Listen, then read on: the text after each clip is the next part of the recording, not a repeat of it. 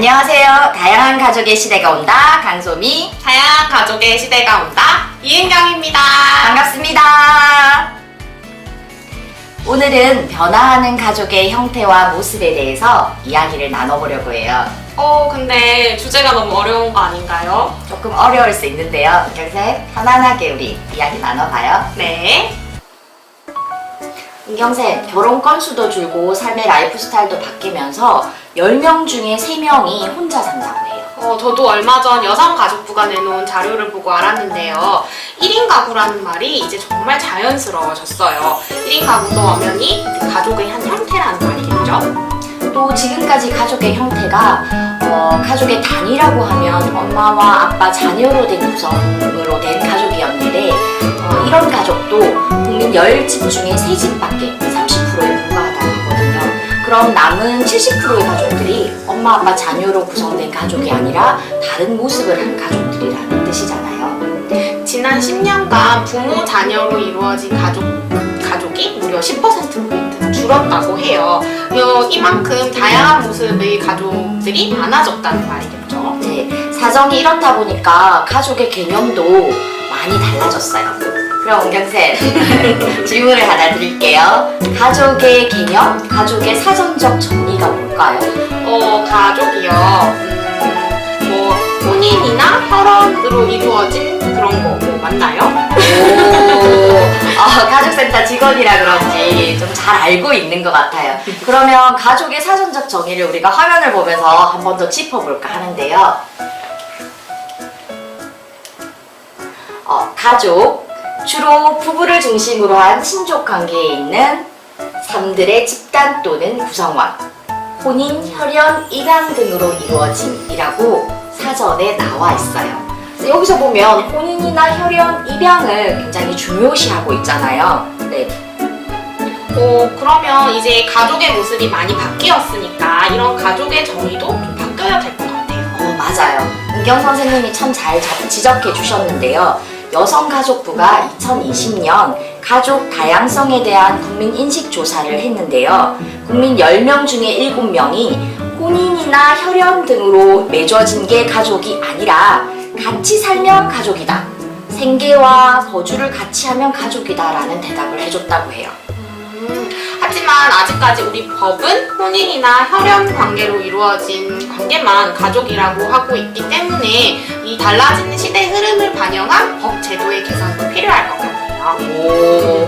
그래서 오늘 다양한 가족의 시대가 온다 이야기를 나누고 있는 거예요. 네, 제가 다양한 가족들을 만나봤는데요. 화면으로 함께 보시죠. 네. 저는 혼자 살다가 몇 년 전부터 마음이 맞는 친구랑 생계와 생활을 함께 하고 있거든요. 가족 같은 사이인데 또 공동명의로 집을 계약할 수 없다고 했어요. 제일 큰 문제는 제가 몸이 아플 때 수술 동의서에도 사인해줄 수 없다는 거예요. 위급한 상황에서 보호자 역할을 할 수 있는 그런 법적 테두리나 장치가 꼭 마련이 되었으면 좋겠어요. 그러면 실례가 안 된다면 다문화 가족이라 편견이나 차별을 받았던 적이 있으신지 지금 사회에서 이렇게 느끼시는 느낌은 어떤 느낌을 가지고 계시는지 조금 불편한 느낌도 있고 어떨 때 그런 불편함을 느끼시나요? 이제 정상인처럼 안 보지. 와이프가 그런 경우 이제 외국인이니까 내까지도 이제 그런 느낌을 받지. 시선이 이제 집중되고 치우면은 이분을 1피처럼 볼 수도 있고 그런 느낌이 있지. 아직도 그런 분위기가 사회에 있나요? 있지. 그렇게 느껴지시나요? 그렇군요. 그런 것들을 인식 개선을 하기 위해 저희 센터가 프로그램을 하고 있고 이번에 다큐도 그런 의미에서 만들어 보려고 하고 있거든요. 조금씩 변화될 거라고 저는 생각합니다. 예, 우리 가족 뭐 화이팅이나 구호 같은 거 있으신가요? 조수진 파이팅! 친구 동거 가족과 다문화 가족을 만나봤는데요. 가족에 대한 이해와 수용도가 좀 더 높아져야겠더라고요. 이와 관련된 법적인 제도 마련도 꼭 필요하고요. 앞으로 그렇게 될 거라 믿고 있겠습니다. 한부모 가족에 대한 차별도 여전하죠. 이분들은 굉장히 많은 편견을 받고 있는데요.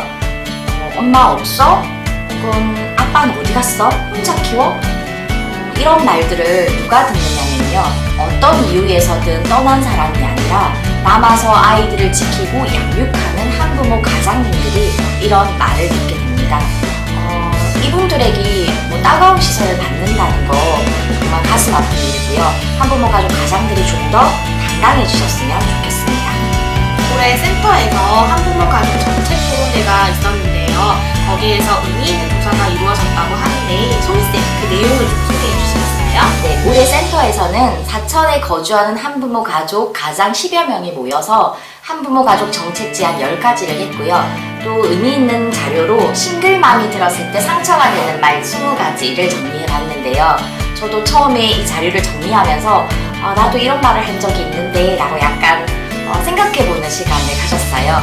오늘은 시간이 좀 짧은 관계로 싱글맘이 들었을 때 상처가 되는 말 10가지를 공개해드리려고 합니다. 영상으로 보시죠.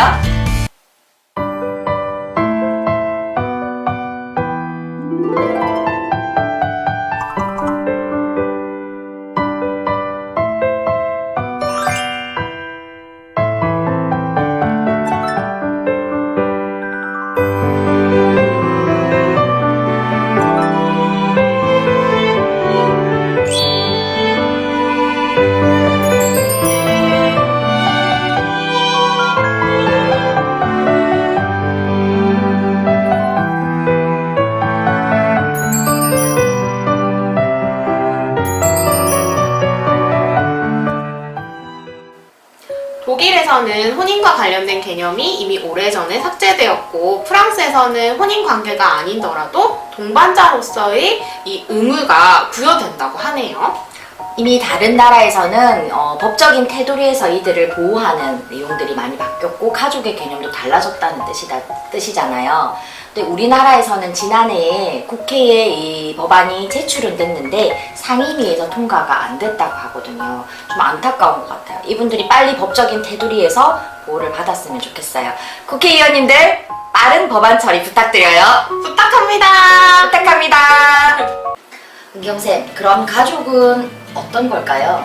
저는 생계와 주거를 함께 한다면 가족이라고 생각해요. 그렇죠. 꼭 혈연이나 혼인관계를 맺지 않아도 된다는 그런 뜻이죠. 네, 저는 그렇게 생각해요. 저는 은경 선생님보다 조금 더 가족의 개념을 확장해서 가족이란 얼마만큼 사랑하는가, 또 얼마만큼 친한가, 이런 정서적 친밀감이라고 생각을 해요.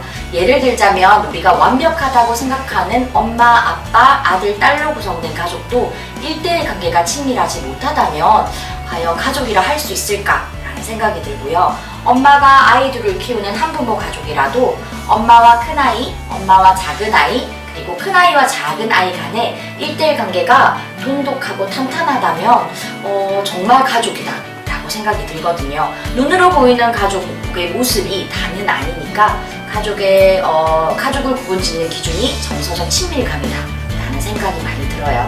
그렇겠네요. 가족 간의 친밀감이 가족을 구분짓는 기준이라는 그런 의견이시네요. 그렇죠. 제가 생각하는 가족의 기준은 정서적 친밀감. 꼭 기억해주세요. 기억할게요. 네. 오늘은 가족의 개념이 변화하고 있고 이것을 보는 우리의 시선도 변화하고 있다는 이야기를 해봤는데요. 오늘 저희들의 이야기 잘 들으셨나요? 다양한 가족의 시대가 오는 것은 어쩔 수 없는 사회적 흐름인 것 같아요. 여러분들도 오늘 다양한 가족의 시대가 온다라는 이야기 나눈 것처럼 다양한 가족에 대한 이야기를 한번 나눠보시면 어떨까요? 한부모 가족, 조손 가족, 비혼부, 비혼모 가족, 입양 가족, 공동체 가족 등 모습은 달라도 모두 가족입니다. 다양한 가족들에 대한 따뜻한 시선과 변화된 의식, 이제부터 시작입니다. 다양한 가족의 시대가 온다. 은경. 다양한 가족의 시대가 온다. 소미였습니다. 여러분 안녕.